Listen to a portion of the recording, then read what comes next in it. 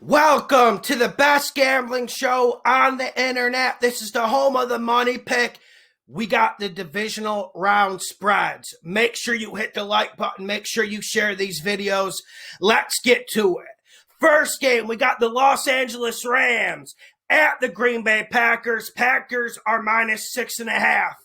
And we've been riding the Rams all year, but I got to go Packers to win in the cover. We were right about the Rams last week, and the Rams defense put out an extraordinary performance. There's no other words for it. And to beat Green Bay, they will need a performance like that again. You just wonder, is Cam Akers going to go off like he did against the Seahawks? We know that I think the Packers front seven is still vulnerable against the run. They're better than they were last year, but that's the way the Rams have to attack them because I don't see the Rams getting anything from the quarterback position. We saw Goff come in with that broken and wrangled thumb. He didn't do too much, but he didn't need to do too much because Cam Akers was on beast mode. But you look at Aaron Rodgers, and yes, he has Davante Adams. He doesn't have a lot of targets, but Jalen Ramsey will cover Davante Adams. So I think this game is about Aaron Rodgers working it to his periphery targets. Plus, I think Green Bay is going to have a big day. They have to put 9 men in the box. They have to sell out to stop Cam Akers. They really have to make Goff or Wolford, whoever's the starting quarterback, beat them. That's what they need to do.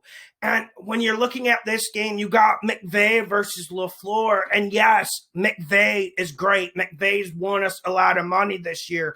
But there is only so far he can push this train. Eventually, this train has to come off the tracks, right? Because the train is broken down. They got tons of injuries. Even Aaron Donald's hurt. So the Rams are walking wounded into this big game. And you're going in Lambeau Field. And I think Lambeau Field is a big advantage. We're not going to get a lot of fans in there. There's not going to be the normal pageantry we normally see in Lambeau Field, but I think it makes a difference. It's going to be cold. The Packers play really well on that field, and that will be the difference. The Rams got a lot of good options on offense, but I think with their quarterback situation, they can exploit it. I don't know how they're going to be able to exploit it. If Cam Akers has a super game again, then I think they can win. But right now, you got to go Packers to win in the cover.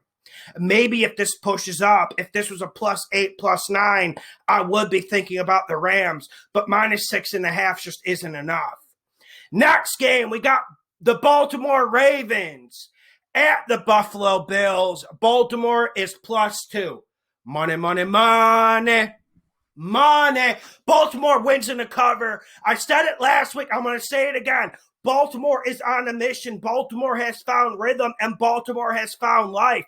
We saw Lamar Jackson's run last week, but I was more impressed with this defense. Look at Calais Campbell. Look at Patrick Quinn. They were absolutely phenomenal against Derrick Henry. But another thing I think people are missing about that Ravens-Titans game was how good that secondary performed. Peters, other periphery options in the secondary played really good against Tannehill. Yes, Tannehill's overrated. Yes, people hype Tannehill up way too much. We already know that. But they still did a good job, and they held up against A.J. Brown and the other options. And that's what you need to do against Buffalo. But I've been saying for a long time, you need to stack that box. You need to send A-gap pressure. You really need to blitz Josh Allen. You need to throw up his timing with his wide receivers. I believe that's what the Ravens do. They stack this box and they win in the cover. Now, there is always danger because the Bills are probably outside of the Chiefs, they're the most high-octane offense in the league. You saw that against the Colts, and the Bills didn't play all that well against the Colts, and they still won. To beat the Ravens, they're going to need their A game. But here's the matchup where this breaks for the Buffalo Bills. I don't trust this Bills front seven. The Colts really they've been above average running it this year, but when have they taken over a game pounding the rock? We saw them do that against the Buffalo Bills, And it is concerning when you got Lamar Jackson, when you got Dobbins coming in, when you got a big, ruthless offensive line coming into Ralph Wilson Stadium. I think Baltimore controls the time of possession. I think Josh Allen spends a lot of time doing this, talking to Stephon Diggs on the sideline. I think that's how this plays out. Now you got Harbaugh. You got Harbaugh versus Sean McDermott, and Sean McDermott is a good coach, but is he ready for these situations? Is he ready to push the tempo? Is he ready to make that big fourth down call? And they're going to need to go for it because this Bills offense can't waste possessions because they're not going to get this rock back. And I think this game could be similar to what the Titans did to the Ravens last year. I think this could shock the world, and I think this game could unravel for the Bills. I think they could lose control of this. If their front seven doesn't come in physical and winning the point of attack, they're not going to win this game. And I mentioned last week, I think Lamar Jackson is on a bit of a mission. He did take it personally what happened last year, and you look at these targets, we didn't even see a lot of Mark Andrews last week, but Hollywood Brown came alive. And when Mark Andrews and Hollywood Brown are involved in the offense, that's when the Ravens are at their best, when they're running it and working play action to those two beasts. They will change the game. Now, for Baltimore, you have to cover Stephon Diggs. That's number one thing. If you don't cover Stephon Diggs, the Ravens could lose control of this game easily. I think they cover him decently. I think you have to take away Stephon Diggs and let Cole Beasley, let John Brown. John Brown looked horrible, by the way, against the Colts. You got to let those guys beat you. You got to let them beat you, and I think that's what the Ravens do. They double cover Diggs. They send blitzes at Josh Allen, and they get Josh Allen's clock speeding up just a bit. Upset. Baltimore wins and covers. Next game, we got the Cleveland Browns at the Kansas City Chiefs. Browns are +10. I got the Browns to cover. I got the Chiefs to win. Now, with the Browns, you are getting a team that has multiple layers, and they are a complicated team. They have been hard to judge all year, but we've won money off of them. And I think this game they're going to stick to their normal recipe. Ready, set, hot, give it to Chubb, and feed him some more. That's what they're going to do. But can I tell you about another element I think that will play a factor in this game in the Browns covering? Kareem Hunt in the short pass game. We saw Kareem Hunt come alive against Pittsburgh, and they're going to need plays like that. The Browns are going to need that if they're going to win. Now, we know how damn good Kansas City is. They got the targets. They got the explosion. Tyreek the Thrill Hill, Pat Mahomes. We can talk about all the things the Chiefs have all day, but you have to run it against them, and you have to keep Pat Mahomes off the field. Another reason why I'm not picking the Chiefs to cover this +10 is because the Chiefs have been pretty bad at covering spreads all year. Look at that New Orleans game. They completely controlled that New Orleans game from the first snap to the last snap. Yeah, they couldn't cover a 3-point spread. And that's all really the Chiefs want to do. They want to get the win, then they want to move on to the next round. We'll see a different Chiefs team. We'll see a more ruthless Chiefs team. But if this Browns secondary is healthy, which I believe Denzel Ward will come back, I think the Browns can hold up. Although that will be something we need to look at during the week, the Browns injury report on defense, because they have some big names on there.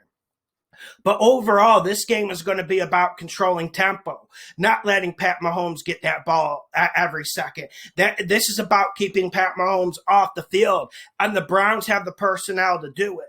Now, I'm sure some people are going to be like, well, Lawson, Chris Jones on this Chiefs front seven, he's a beast. Yes, he is a beast. But I think the Browns can block Chris Jones. And if you double Chris Jones, if you're able to get a decent push on him, I think the rest of this front seven is rather fragile for the Kansas City Chiefs. Chiefs are going to win. There's not going to be anything crazy going to happen. There's not going to be any shock the world moment.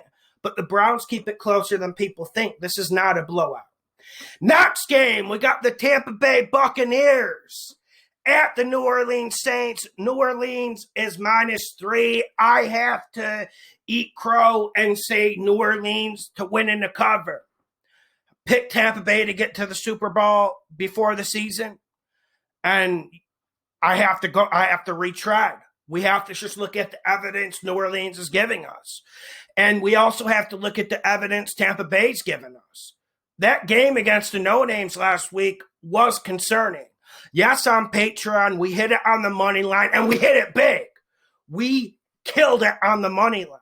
But there's a reason why I didn't put it down as a spread pick. Because this Tampa Bay defense can't cover anyone. And when Drew Brees is coming in with a healthy Michael Thomas and Kamara out of the backfield, you have to be able to cover a little bit. Just being able to stop the run isn't enough in this present day NFL. The Saints are going to pump this 35 to 40 times. And is the Tampa Bay secondary ready to do this? Are they ready to cover? Are they ready to make plays? You saw last week, Chicago had plenty of chances for an interception. Drew Brees threw a lot up there. I'm not saying the Saints are invisible. I'm not saying the Saints are the greatest offense we've ever seen. You can exploit them and they have vulnerabilities. But I don't think Tampa Bay has the playmakers in the secondary to do this. Sure, Tampa Bay is going to stop the run of the New Orleans Saints. But the thing I keep circling back to is how the hell are they going to stop Drew Brees on this passing offense? I don't have a whole lot of confidence. And now let's look at this Tampa Bay offense. You think they're getting in rhythm. They're starting to have more run-pass balance. And we saw them run it quite well against the no-names. But come on, that wasn't a good enough performance to leave you comfy. Was that a good enough performance? And then, of course, Vegas comes in and gives this only a 3-point spread. It's different if we're talking about Tampa +6 or Tampa +7. That's probably what it should be. And I'm the biggest Tampa Bay believer there is. We've been hammering them on the money line all year, and they've been paying bills, just with them winning on the money line. But I don't have any belief in them pulling something special this game. And I think Vegas missed the spread. And the more I contemplate, the more I think about it, the more I have to say, money, money, money, money. And I have to go with the Saints. It's not a good feeling. The Saints have vulnerabilities, and the Saints defense is old. And that's one thing people haven't talked about this whole year. The Saints defense isn't what it was in previous seasons. They're old. They're a little bit decrepit. They don't cover as well as before. But are the Tampa Bay Buccaneers offensively in good enough rhythm and good enough belief to truly exploit it, to truly pull an upset? I don't think so. I don't think so. And another element you got of this game is Sean Payton versus Bruce Arians. Who do you trust more? You guys know who I trust more. I trust Sean Payton. Bruce Arians has always been a liability in big playoff type games, whether when he was with Arizona, when he was an offensive coordinator with the Steelers. He just doesn't know how to win these one-possession football games and put his team in the best position. And if the no-names are giving you pressure, if you're feeling pressed up by the no-names in the fourth quarter, imagine what the New Orleans Saints and Drew Brees are going to do to you. And I have to say, Michael Thomas looked rather good last week. He didn't do anything spectacular, but he looked good. And that's another nail in the coffin for the Tampa Bay Buccaneers. I don't think the future's over for the Buccaneers. We know this was a 2-year plan. Brady will be back next year. But they just don't have the horses in the secondary. And then when you mention Bruce Arians versus Sean Payton, this is what makes it a money pick. And it pains me to say it, but Tampa Bay will be going home. Make sure you hit the like button. Make sure you subscribe. Make sure you share the videos. This is the best gambling show on the internet. I appreciate you guys for the support, and make sure you smash that like button.